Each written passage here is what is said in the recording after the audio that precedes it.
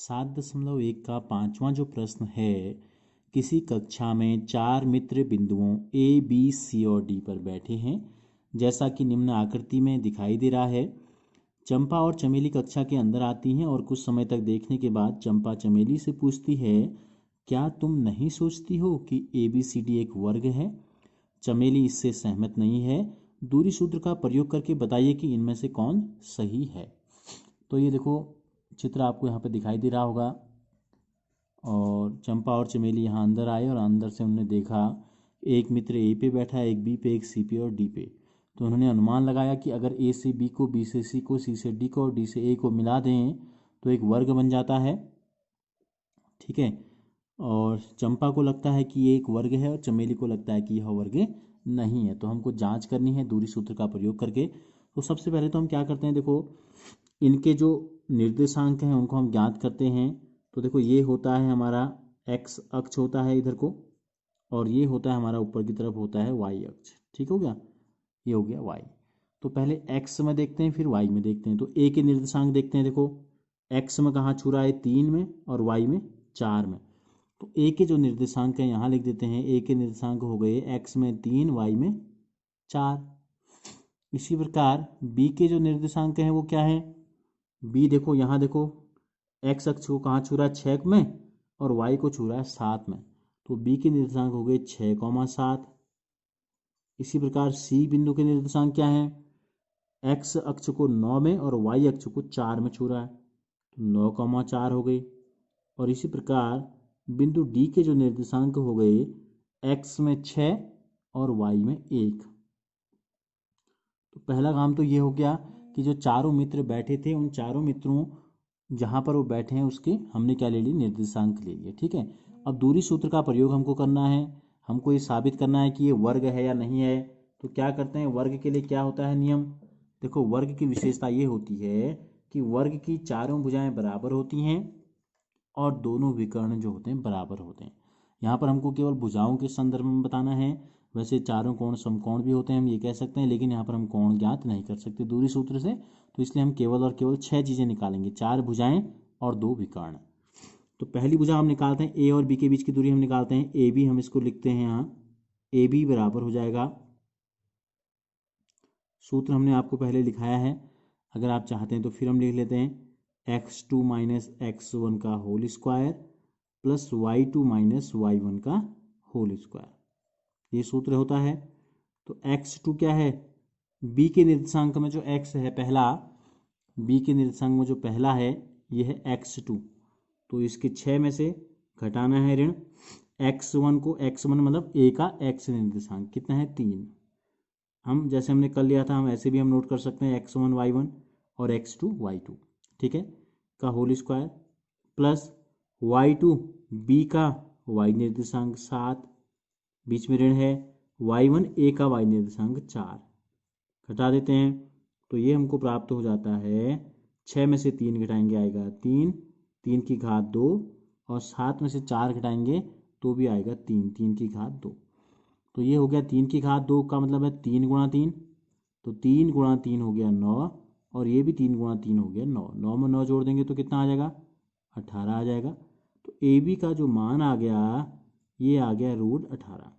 अब हम इसको सरल करना चाहें तो सरल कर सकते हैं, 18 के गुणनखंड कर देते हैं, अभाज्य गुणनखंड। देखो 2 का भाग जाएगा 9 बार, और फिर आ गया 9 को हम लिख देंगे 3 गुणा 3, 3 2 बार आया है तो 3 का जोड़ा बन गया, यानी कि 1 3 बाहर आ गया और अंदर बच गया 1 केवल 2।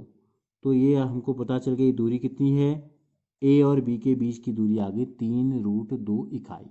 अब हम क्या करते हैं, ए और बी के बीच की दूरी निकाल दिए, बी और सी के बीच की दूरी निकालते हैं, फिर सी और डी का निकालेंगे। तो बी सी जब हम निकालेंगे तो ये हो गया बी सी, तो यानी कि बी को हमने पहला लिया है तो बी के जो निर्देशांक होंगे वो x1 y1, और सी के जो निर्देशांक हम लेंगे वो x2 और y2 हो जाएंगे। ठीक है, तो x2 माइनस x1, तो सी वाले में से बी वाले को घटाना है, पहले में से पहला 9 में से 6 घटाएंगे, यानी कि x2 में से x1 का होल स्क्वायर हो गया, plus y2 minus y1, 4 minus 7 हो गया की घात 2। तो इसको आगे को लिख देते हैं बराबर, जगह काफ़ी है आगे, 9 में से 6 घटाएंगे तो आएगा 3, 3 की घात 2 धन 4 में से 7 घटाएंगे तो छोटे में से जब बड़े को घटाते हैं तो चिन्ह ऋण में आएगा, और 7 में से 4 जब गया तो आ गया ऋण 3 की घात 2। तो देखो धन 3 गुणा धन 3, 3 गुणा 3 9, और ऋण 3 गुणा ऋण 3 जब हम करेंगे तो ऋण गुणा ऋण होता है धन, तो इसलिए ये भी धन 9 हो जाएगा। 9 में 9 जोड़ेंगे आ जाएगा 18। तो 18 का अभी हमने किया था बिल्कुल सेम है, क्या था 3√2 इकाई, ये भी आ गया। अब हम तीसरी भुजा निकालते हैं। पहले हमने ए बी निकाला, फिर बी सी निकाला, अब हम निकालते हैं सी डी। क्या निकालते हैं? सी और डी के बीच की दूरी सी डी। तो इसमें हमने सी वाले को x1 y1 मान लिया, और डी वाले को हम ले लेंगे x2 और y2। तो x2 y2, x से 2 में से x1 घटाएंगे, 6 में से 9 घटाना है यानी कि का होल स्क्वायर, प्लस y2 1 में से घटाएंगे y1 4 को, 1 ऋण 4 की घात 2। तो ये हो गया बराबर, वर्गमूल का चिन्ह है, 6 में से 9 घटाएंगे तो आ जाएगा ऋण 3 की घात 2 धन 1 में से 4 घटाएंगे तो ये भी आ जाएगा ऋण 3 की घात 2। तो अभी मैंने आपको ऊपर वाले में बताया कि ऋण 3 गुणा ऋण 3 धन 3 धन 9 होता है, तो यहाँ भी वही होगा धन 9 और धन 9, ये सेम आ गया। ऊपर जैसी लाइन आ गई, देखो 9 में 9 जोड़ेंगे 18, और 18 का वर्गमूल निकालेंगे तो जैसे कि हमने ए बी के लिए निकाला था, कितना आ जाएगा 3√2 इकाई। 3 भुजाएं हमने निकाल दी, 3 की 3 अभी तक बराबर आई हैं। चौथी भुजा हम लेते हैं डी और ए, डी और ए, ठीक है। पहले ए बी, फिर बी सी, फिर सी डी, फिर डी ए, क्रम से हम ले लेते हैं। तो डी को हम x1 y1 मानेंगे और ए को हम मानेंगे x2 y2। तो x से 2 में से x1 घटाएंगे, यानी कि 3 में से घटाएंगे 6 की घात 2, और y2 में से y1 घटाएंगे, यानी कि 4 में से 1 घटा देंगे की घात 2। तो ये हो गया हमारा, 3 में से जब 6 घटाया तो आ गया ऋण 3 की घात 2, और 4 में से 1 घटाया तो आ गया 3 की घात 2। ऋण 3 गुणा ऋण 3 धन 9, और धन 3 गुणा धन 3 धन 9। 9 में 9 जोड़ा 18, और 18 का वर्गमूल निकालेंगे तो 3√2 इकाई। तो 4 की 4 भुजाएं हमने निकाल दी, A B B C C D D A.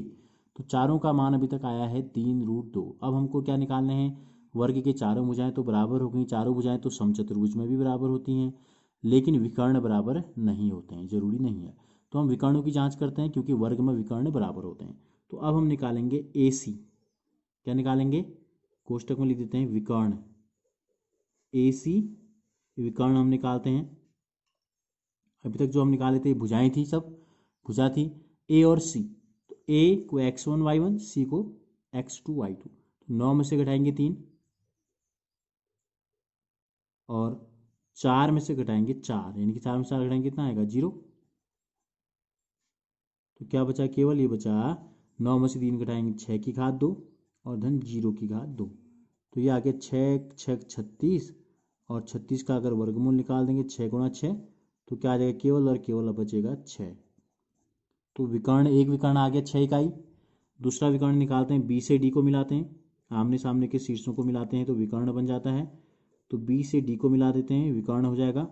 B के निर्देशांकों को x1 y1 लेंगे, और डी के निर्देशांक को लेंगे x2 y2।